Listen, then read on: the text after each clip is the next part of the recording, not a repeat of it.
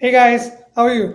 Welcome to the Abstract. This is basically a show that we've initiated at Okto to educate our audiences and educate the broader Web3 users and even people who are new to Web3 about what really we are doing at Okto, how we've advanced the movement of Web3 and getting more people on board, and how we are working with some of the most amazing partners out there in the ecosystem to grow this beyond the typical use case that we see that's crypto, right? I'll just give you a quick introduction. I'm Digi. I lead BD and partnerships at Okto. A quick bit about Okto. Okto started out as an in-house division of CoinDCX. For those who don't know, CoinDCX is the biggest exchange in India and Middle East with over 16 million users. And Okto started out as a simple wallet platform to enable easy and simple asset transitioning or asset management between chains. Now, tell you simply what that means. While we started out to make our experience very simple in the Web3 arena, what we did successfully is that we created a swap mechanism in which you can say you can exchange a token on Solana for an token on Base in a single click. And you can do that by paying gas, for example, in USDT in Polygon. So we've abstracted chain, abstracted everything, account abstraction, gas abstraction, and chain abstraction. This platform is what is way more valuable, right? Rather than just token swapping and crypto use cases. And that's exactly where we started partnering with multiple brilliant projects and products in the industry. Two of those products are here with us. We have Manish from Spydra, which is now branded to OpenRWA, and Apurva and Shivani, founders of Edibook. So, what we are, and we're going to talk about this a bit more and on the show. But what we are now working is enabling more and more users to come on board Web3 via such unique and important use cases, right? We'll talk about each of these use cases in depth, right? We want to going to start with our partners, but before that, just want to let you know that Okto is available on the App Store and Play Store, so be sure to download, check it out. And the platform that we're talking about via our partners, we've onboarded more than 10 million users as of date. So we are growing at a rapid pace, and we hope we should continue growing. So I'm going to open the stage up to my guests over here. I would like to start with Apurva and Shivani. Guys, if you can introduce yourselves, tell us a bit about yourselves, and a quick round of introduction for Edubook as well. Sure. Uh, Hello, everyone. And first of all, thanks, Okto team, for inviting us on the podcast and the series Abstracted episode 6. And so regarding me, my name is Apoor Bajaj, and I am the co-founder and CEO at Edibook. And regarding my background, I'm from IIT and IIM gold medalist, and also a CFA charter holder. Worked with the in the investment management industry with Goldman Sachs, JP Morgan, DE Shaw, and after 10 almost like 10 years in the stint, I started with Edibook along with Shivani, who happens to be my wife as well and the co-founder. Shivani, would like to introduce. So, hi everybody. Thank you, Digi, for inviting us here. My name is Shivani Mehrotra, and I'm the COO at Edubook. Regarding my past academics, so I was a professor teaching NAC grade A students in NAC grade A colleges. So that was like 10 years when I was teaching economics and management and emerging technologies to students, qualified UGC NET in economics and management, both the subjects. And that was a major thing, like teaching students was the passion. And so we are both united to right now teach the students emerging technologies, help them build their CVs on chain, and also record their credentials on the platform. That's awesome. Sure. Thanks. So regarding Edibook, like you were asking, right? So Edibook is basically a platform where we do two major things. One is emerging technology skilling, that to no code. The world is moving towards a no code skilling, as even Sundar Pichai from Google and Satya Nadella from Microsoft says that the future of coding is no code skilling. And the most important person who says this time and again is Jensen Huang, who is the CEO of NVIDIA, right? So we do no code skilling in emerging tech skilling in AI, generative AI, prompt engineering, blockchain, cybersecurity, and data analytics and data visualization to youth of colleges. That's one. Second thing that we do is, second, I hope I'm audible, right? Yes, you're audible. Please go on. Second thing that we do is the one that we have linked with Okto now, is the credentials verification and credentials recording of these students on the blockchain, and that too from both sides, not only students but education transcripts, education certificates, professional certificates, and most importantly your skills recorded on the chain and getting it verified, and also the full CV. We are now moving towards the full CV, curriculum vitae, your academics, your professional, your skills, your profile, everything, even your photo. First you self attest it, you create the CV, you upload the certificates. Each certificate becomes a unique NFT. You send an email from within the profile and to your issuer of the certificate. They check on the chain, one click, they approve or reject it, and then that's it. Your CV is there forever, background verified at all, and you just need to update it whenever you have to. Yeah, I think it's a that's very excellent use case, right? Because all of us have studied in colleges, and we know that transcripts and getting transcripts is a nightmare, right? yeah, And now with AI coming in, and multiple use cases where people are able to spoof resumes, it's important yes, to have a verified, legitimate resume that is attested on chain, and that can be the source of truth. So I think it's a fantastic use case, right? We move definitely a very unique but a necessary use case that's powered by blockchain. So we'll get to right. that in a bit. We'll move to Manish. Manish, if you could please introduce yourself and also tell a bit more about Spydra. Sure, sure. Thank you, Digi, for the invite. Hi, guys. I'm Manish. I'm one of the founders of Spydra. Before Spydra, I've been involved into startup ecosystem for the last 12, 13 years. My first startup I started in 2013. It was called Cools.com.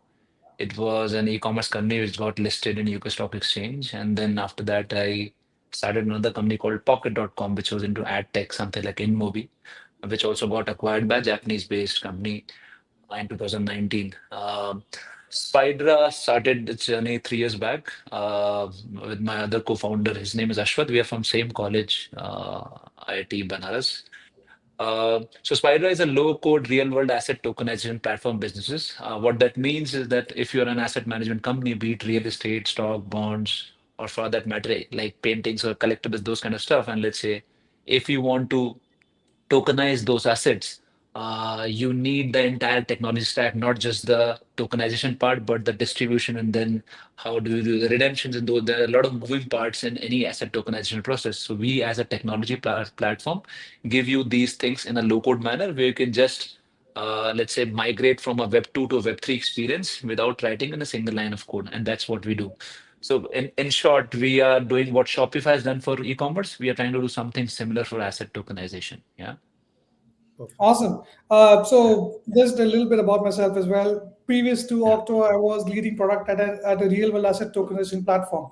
It's called Oh, Chipfinex, and I used to build multiple things for them. interesting. So definitely a very important category because again, we know, for example, I'll take a very simple example, and you can correct me if I'm wrong here. But say, for example, I've bought a commercial real estate property. My capital is locked in there, right? I cannot employ Yeah. that till X number of years till either the mortgage is renewed, or if I'm going to do something else with that, like either or till I'm selling it.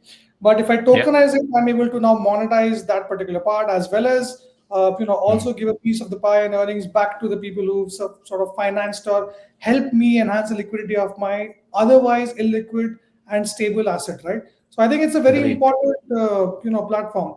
And Yeah. what we've seen also in the past with platforms securitized, it's very important to give a full stack service. So I Yeah. definitely think that it's a very important use case that you guys are working at solving. Thanks. Yeah. We also believe so. Awesome. Yeah. Yeah, that's good. That's good. Uh, So what I'm going to do now is, I'm going to ask you a few basic questions, and then let's try and get so, to what is the key factor, and how is it that your products are different? Because one thing that people always get asked is why blockchain, why Web3, mhm. why would you Mm. even come on blockchain, right? So one thing that So, I really want to understand is what is the key problem that you're trying to solve. We learned mhm. about your product, but there has to be a key pain point that led you to where you are today to put so much time, effort, and money into building a product, right? So we can So, the floor is open, but yeah, anybody can take so the maybe question. Apurva can start with that, and then maybe I'll pitch Sure. in. Sure. So basically, at Edubook, we found a problem, especially Shivani comes from the education background. So, every year, 10 million fake certificates are there in the market, right, every year, and it's a $20 billion revenue generating industry in itself. The fake Wow. degree diploma mills, it's called.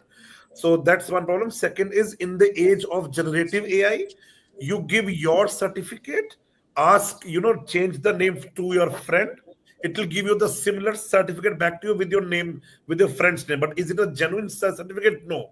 It might look like one, but it's not. So in the age of generative AI going forward, we need to know what is genuine and what is not, even if it looks, what it is not, right, what it is not in the real world. So that's the problem that we are solving. Secondly, every year around 5 to 6 million students go from emerging markets like India, Bangladesh, Pakistan, Sri Lanka, and all that, to study abroad, in the US or Europe. So these people also, unfortunately, forge their certificates, their marks, and all that. And unfortunately, there is a whole channel partners who help them do this, just for a fee. And that's when they are caught in the at the borders, or somewhere, and then the whole family and everyone is in the problem, right? So this is the major problem that we are fixing. Anything you'd like to add? Yes, and one more problem in the employment industry. So Yes. we can see, like in the Asia Pacific region and various other globally, this is an issue of unemployment. Or when a person is employed in a particular job, background screening is the process which is being carried out by various MNCs. Like you name the company, Google, Microsoft, IBM, every company does that. So when they find out that okay, it's 3 months now, we need to do the background verification, and there are certain things that are actually not correct mentioned in your CV, or at the time of interview the student like try to tweak the truth. So that is the time when they are either thrown out of the employment, or they get a black tag like okay, this person lied in his resume and now this person is being shifted from this job, or asked to leave the job. So that is also one of the major concerns, which students unknowingly or professionals unknowingly sometimes enter in a trap, and there is the time where again a reason of unemployment is being cropped up. That's true. So what we are hearing about is it helps establish legitimacy, but it also Yeah. helps establish verifiability of the credentials and like you mentioned, employment certificate or CVs or what have you. So that the basically trust, transparency, and transmissibility what we have in the blockchain space. Yes. I think that is a key aspect why you are doing it on blockchain, right? Because it's extremely Exactly. Trustless system. Yes, exactly. You don't need to trust it. If the issuer has verified whatever your credentials and signed it cryptographically on the blockchain, it's there forever. That truth is there forever. So, Yeah. like we are connecting on the blockchain, the HRs, the recruiters, along with the students. So that's a two-way process.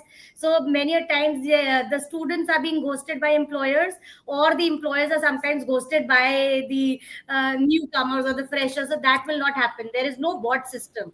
There is complete removal of bot intermediaries and all those people who try to like find out way around the system. So it is like the true person getting placed at the true job. Nothing in between. true. True. Yeah, I think that's a very important problem that we are seeing more and more of, unfortunately. But yeah, definitely helps. So, in case of Spytra, Manish, what was one of the key problems that you figured out, and why did that Mhm. lead to Spytra coming up as a product? Yeah, so I think, see again, obviously, we have already here heard those terms like blockchain means transparency, automation through smart contract. I think these are few of the advantages, but I think what you already mentioned when like you were mentioning about the previous experience. I think the biggest advantage with asset tokenization is actually unlocking liquidity for intangible assets, correct? And that's where I think tokenization is kind of democratizing.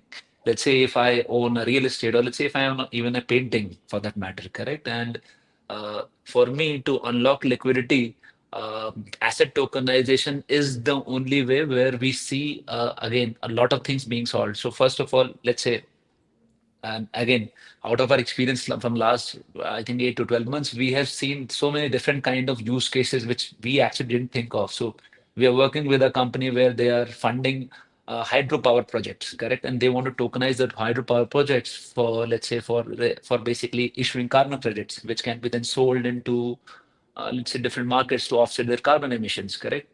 Now, there are music producer, independent music producer companies which want to raise money for their music labels without raising money from traditional VCs or system, but they want to just tokenize that and then let people buy that, and then they can get a part of whatever profits they make. So in terms of actually the biggest advantage is truly is unlocking liquidity. And when you have a token, let's say if you have a real estate token right now, let's say if I have a real estate property, if I have to sell it, it's actually a difficult task. It will take a lot of time to do that. But let's say if I have a token which is recognized by these different pools or liquidity partners, I can actually use it as a collateral. I can actually sell it in a secondary market in a fraction of a second, and which gives an immense power, correct? Because it's truly universal across, let's say, it crosses geographic barriers, and that's how I think, and that's where I think the true value lies in. So I think that's where we believe that if we can do those unlocking liquidity thing, if we can make this process more simpler, and I think that's where we believe that most of the liquidity, let's say raising liquidity things will move towards tokenization and per se blockchain.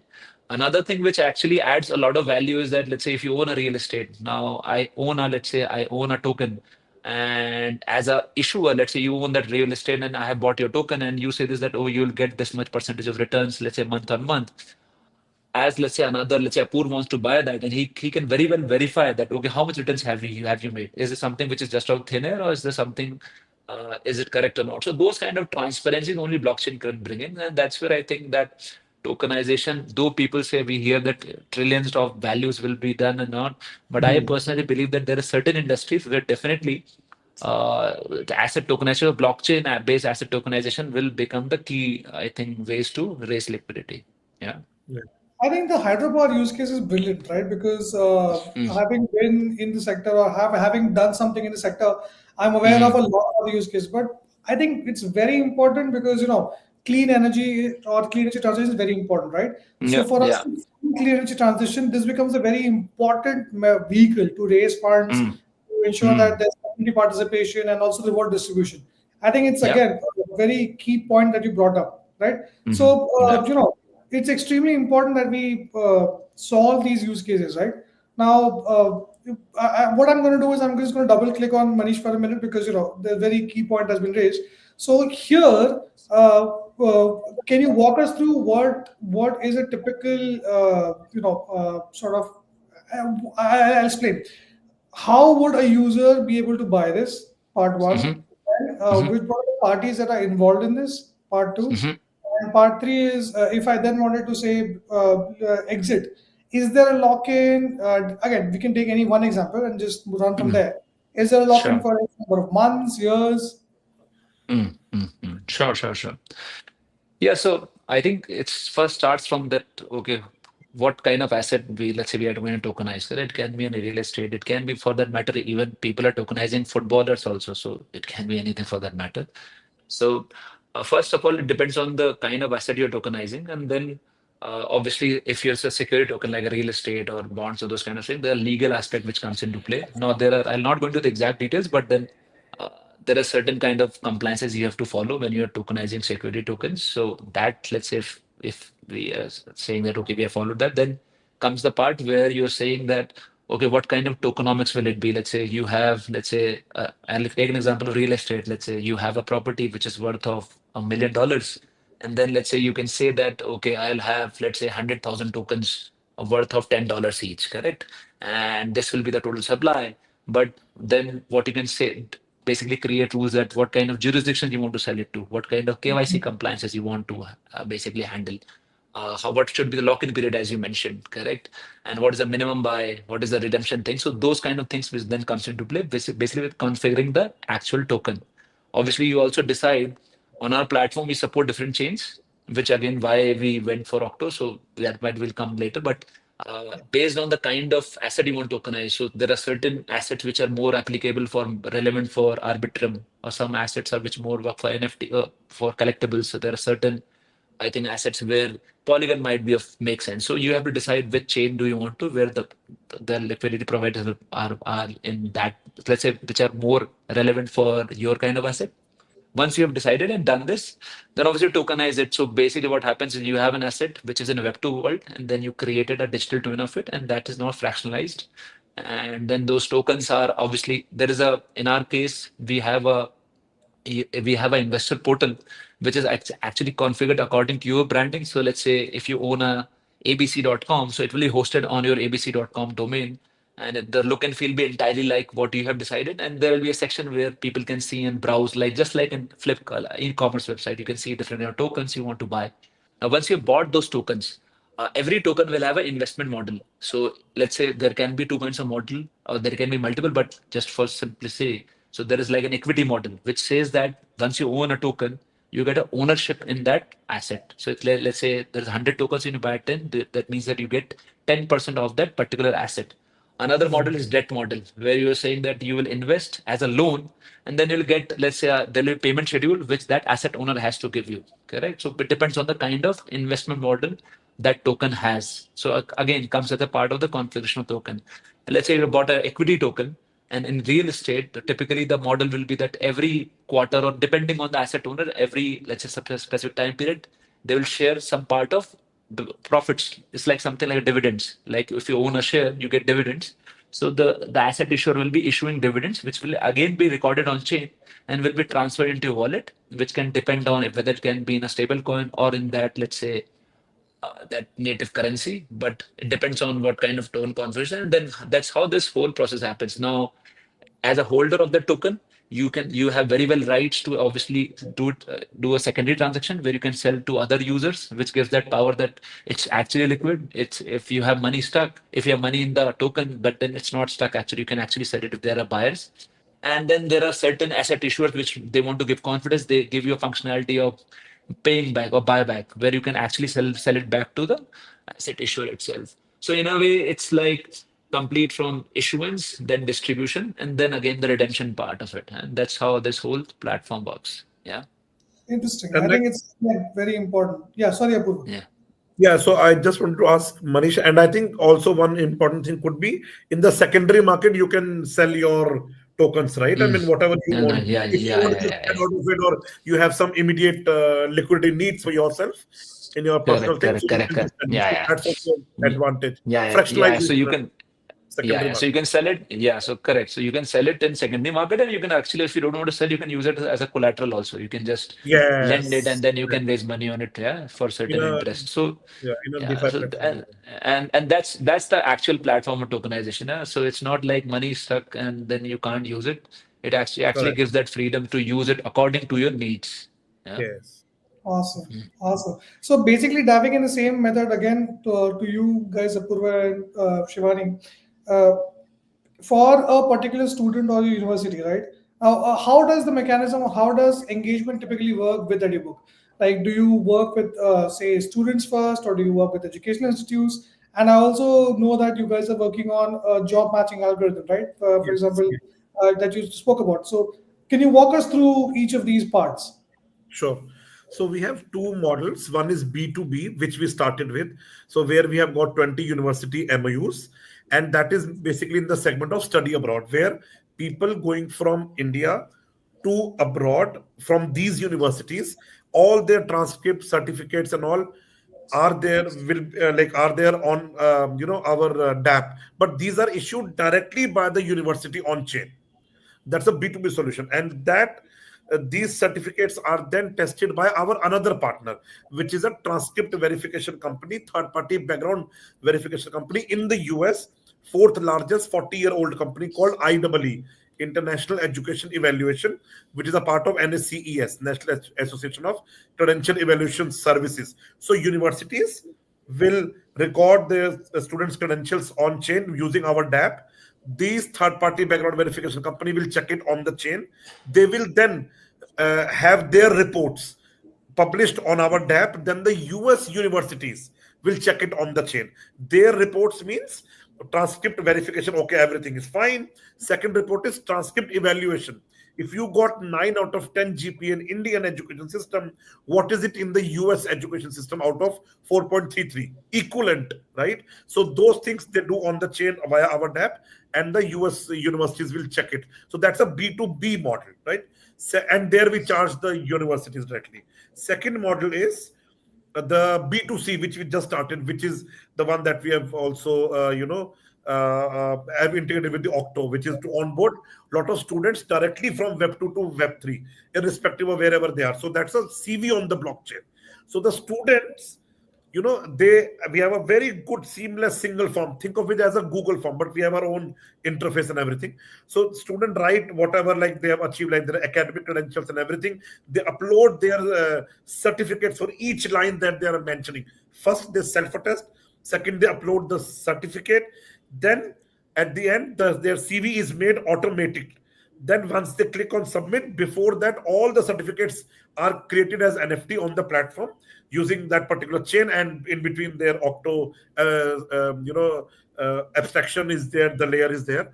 So then that particular student signs the transaction and everything goes like their CV is made basically. Within the good thing is within the platform they can email their university or their internship employer wherever they've done their internship and their bosses that please approve my credential that I am uploading here. And as long as it is true, the employer will be able to do it in one click. Automated email goes to them. So it's a very good, seamless, one-click sort of a platform that we have built user experience-wise, and that's why user experience is very important, especially to bring more Web 2 users to Web 3, and that's why we are with Okto, because you guys have the abstracted layer. I mean, the episode is the episode name is also that. So the abstraction layer, right, where they don't need to have a MetaMask wallet and all that. So the initial friction to come from Web 2 to Web 3 is like, have your MetaMask wallet or Phantom wallet or Backpack wallet or whatever. But here, just, use your Gmail ID or your social credentials and then log in simply. So that's easier for us, for our users. Anything? This is actually a perfect segue into the question. I think Shivani, you can take that. What are the biggest pain points that you see in Web3? This is a perfect segue. You mentioned about all the different wallets, so many different technicalities, and since you built a platform, primarily for a lot of young people, some of whom may be aware, some of whom may not be. Then, what are the pain points that you see in Web3 specifically? The basic reason what I feel is the users are very reluctant to change the way in which they are working as of now. Right now, they can switch on to any of the job portals, apply for a job, and that's it. But what happens in the end? Like, are they getting the jobs? Are they getting access to recruiters? That's the major problem. Even after getting a lot of interview calls, still the child or the student remains unemployed. So I think that is the main thing. Other than that, yes, moving from Web 2 to Web 3 is see, I think it's we or all those ecosystem partners have created that Web 2, Web 3, Web 4, Web 5. Actually, it's not like that. Many systems work very closely together so that nobody comes to know. But with regard to user perspective, I have this simple explanation in my mind. Always I relate to this. I am more concerned about my product, which reaches me through Amazon. I don't want to know whether Amazon is using Web 2, Web 3 or whatnot to deliver the product to me. But here in this case, what happens when we ask the professionals, the students to do an additional task, make a MetaMask wallet, make another wallet, or buy these tokens, sell these tokens, this is fluctuation and this and that. So they have an idea of like, okay, are we doing something trading? Is it a stock market thing, or is it going to rise in future? Or what will happen if I buy it now and immediately it falls to zero? So nobody is very much you can say aware. So what we are doing, we are making them aware, we are making them learn, we are making them skilled, and then providing all these opportunities in a straight line. So I think that will be more easy. And kudos to Okto. What I am explaining for the past 2-3 minutes, I think they've done just one click. Yeah. Nobody knows you're dialing in from Google or Facebook or Insta, but you're there on Web3. Yeah. So the student wallet creates on their own once they log into via the Gmail accounts, and I think what we have also done is there's a central wallet right within the Okto where we have the own tokens there itself, like Polygon or whatever, and these tokens can be airdropped immediately to the student in an automated manner from like a minimum amount whatever will be used to have their certificates gas fees for the we call it the paymaster. Yes, so that's a paymaster setup that will enable exactly. to simply do this. And thank you very much for that, because that's exactly what we've been doing, and this is precisely why we worked so hard to build this product, right? So to even all these pain points and to ensure that real use cases get built. so that we Yes. because if the entry, the friction point itself is the entry, then we can never Right. get millions to Web3, right? So Absolutely. it's a very important call out here, and I really appreciate you guys for actually understanding that we're doing this and partnering with us on that. And that exactly brings me to Manish, because in terms of the pain points that you see in Web3, of course we are solving a lot of things for you, and we definitely will. But since it's a high consideration use case, because investing Mhm. money is not so easy, so Mhm. what are the pain points that you see specifically? Because Mhm. investing Mhm. has been around for hundreds of years. It's not something that we've Agreed. started just now, right? Yeah, yeah. So I think if for our use case, I think so it's real world assets, correct? And these are assets which are actually existing out there now. Uh, and obviously, if we compare the traditional to obviously Web3, there's no comparison still, correct? Still, investment in traditional ways still much, much bigger. Now, for them to move to Web3, I think technology has to be little seamless. Otherwise, these people will still not be very, very comfortable. I think, as mentioned in the discussion itself, that I think just having, let's say, asking someone to install MetaMask is another task, correct? First of all, they know what is MetaMask, and then it's a custody thing, non-custody thing. Let's say if they lose that device, so there's so many things which can happen, Gurang, and then I think it's a big risk, correct? So I think uh, to have that seamless Web3 experience or a Web2 guys is very, very important if you want to grow big in at least in an industry like ours where it's actually real world assets. And for that, we have to make sure that though obviously it has to be decentralized, it has to be transparent, but then not at the expense of, so there has to be a very, very, let's say we have to take a thin line between experience and that decentralization part of it, and then we have to marry them somehow and give them the comfort that your tokens are your tokens, but then we are making sure that they are safe and secure. It's not that you lose it if you lose your private, if you lose your key, so those kind of stuff. And that's where I think we are looking at technologies like Okto, we are looking at ways how can we make that experience much, much more seamless. And that's where I think why the reason why we went for Okto, because I think for a user who is coming onto the platform logging on onto a website, it's like a it's like a similar to how do they use other platforms, and then though they are transacting on blockchain, but still it's a very, very seamless experience, and that's where I think and again obviously still I think still there is a concept of gas fees and those kind of stuff when the transaction happens. There are challenges. Let's say there is congestion happens and chains. So Mm. there are still we are trying to figure out how do we handle that. But yeah, I think Octo is the first step where we are saying that okay, let me at least make your let's say the creating a wallet and logging in, creating an account experience at least seamless. And I think that's the first step toward that. That's actually very fair call out. And to just Yes. quickly extend what you mentioned, right? What we are also working on is the multi-chain experience.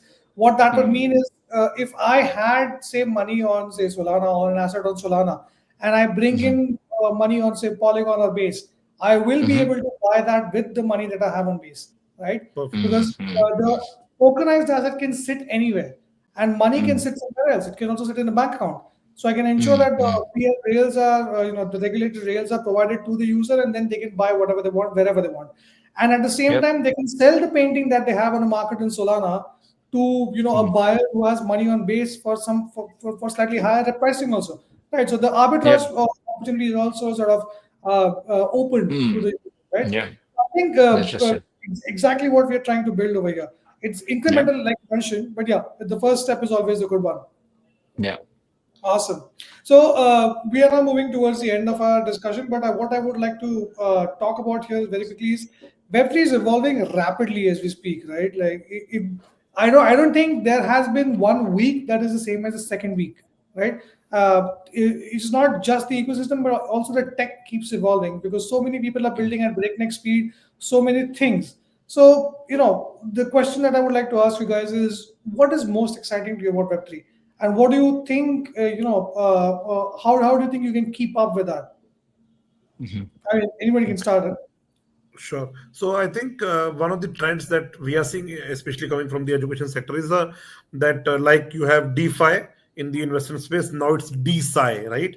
Decentralized scientific or decentralized science. So where for research, scientific research, professors can publish their papers and all on chain, and they can crowd fund their research for a longer time, and that can be a very good thing, for a DeSci kind of a project. That's one. Mm. And secondly, how do we keep updated? We see a lot of podcasts. One of them is from the Alliance DAO people, Imran Khan's Oh, podcast, Imran right? is amazing. Imran is a good friend and he's a brilliant, brilliant guy. Yeah, yeah. Okay, great. Okay, great. Yeah, yeah, yeah. So yeah, so they do their own accelerator program also, and they do a very good podcast with a Chinese guy. I forgot the name. Sorry about that. But yeah, so that one we keep updated, and we have magazines. Some of them like here in the Solana ecosystem, like FOMO magazine, like it's a digital versus physical version. So there we have, and yeah, I mean, and these days even like AI plus blockchain married together, like with AI agents being used across various blockchain applications. So all those are very interesting use cases. But yes, it keeps on evolving at a breakneck speed. You have to read everything and be on top of everything across these podcasts and all that. So that's how we get updated ourselves. Yes, Anything like I that? think you covered everything. Okay, cool. Yeah. Over to you, Manish. So I think I think for me, I think and I'll try to talk from the more from the business side of things. Yeah. So I think what I have seen is that gradually, I think different organizations like so, for example, a country in Europe has just started accepting smart contract code as laws. Let's say if this doesn't get followed, that you can actually file a case. Correct. And I think, as Apurva also mentioned, that I think more and more these government agencies, when they come on chain, then the true inflection point will come. Right now, things are still being done in a little hacky manner, correct? So let's say if you have land records, correct? Right now, registrar is still doing it on an offline database system, kind of very, very primitive time. Let's say, but what if they come on Polygon or let's say whatever blockchain they choose, correct? And then you see how things will explode, correct? So I think that's where I see that these things have started gradually moving. And once these government agencies start accepting blockchain for just for the and this, by I think there is a lot if they understand the advantages of it and they start accepting these things, I think there are lots and lots of possibilities across the world. Like when you talk about credentials, credentials about certificates, but what about health records? Correct. These are again Yeah, another big area where a lot of things can be done. But the problem is yeah, that I think still people find it difficult or they don't trust blockchain. They are not on blockchain for let's say for some reasons. So I think yeah, more and more these agencies start adopting blockchain. So the advantages, the after effects will be much, much bigger. And I see now people start doing it. And we yeah, hope that I don't know when India will do it, but at least I think when we see these companies, these organizations coming on chain, I think there are hundreds of different ideas and companies will get formed on that. So I think yeah. and I'm started seeing that. So I think that is something which is really exciting for me. Yeah, That's true. a quick two-pointer ad here. So I remember like point D6 is ad with Gautam Gambhir, right? So that ad is like all where, and cricket is the biggest thing in India, right? One of the so that's a good thing for people to know about crypto and come on board. And secondly, recently it's in the news, it's the public news that Reliance is coming with the Reliance coin, right? IRCTC is coming with like they have done with their That's that's people going via also train. that's also an Okto. Yes, okay, great, Yes. great, great. So I mentioned a good use case. Secondly, IRCTC, I think they have done with Polygon the NFTs for Mahakumbh experience, right? That's So also an Okto. IRCTC, correct. So these use cases, IRCTC and the biggest business house in India, Reliance, with as a conglomerate coming into Web3 with Polygon and Octo is one of the good examples that India, like Manish was mentioning, India started slowly but gradually, finally moving towards adopting it from a scalable standpoint. Yeah, So there are a few companies, just to add here and to very important point, sure. Manish, that there are organizations in UP, in Rajasthan and MP that have already, and in Punjab specifically, that have experimented and done POCs with land records. UP has done Yeah, something with the health records. The state of Delhi, or the state of Delhi has done something with police complaints. Also, Mm, mm, specifically, Lucknow has done something with police complaints coming on the on yeah, chain. So these things are already happening. The problem mm, is that from POC to large scale, that is where now mm, the thing is, right. So I think what you're saying is right, and we are seeing these POCs emerge, and specifically with Poland accepting that code is law, or smart Mm, contract is sort of law, and you have mm, to mm, sort of abide by that. Delaware started with that in the beginning 2 years ago. mm. So it's really important that we see these things happening step by step. And once more of these things come into mainstream, we really will see the revolution. So I think it's Yeah, amazing because we are at the forefront of this, and we are building something that are genuine use cases that are changing lives mhm, on a daily basis.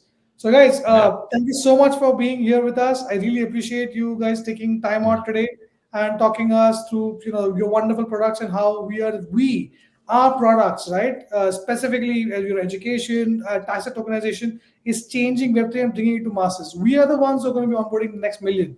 So I'm really yeah. appreciative of this, and thank you so much, guys, for being here. Thank Thank you, you so Didi. much. Thank you, Apur. Thank you. Thank you, Digi. Okay. Thanks, Manish. Yeah, Bye. thank you. Bye. Bye, Bye. guys. Bye. Bye. Bye. Bye. Bye.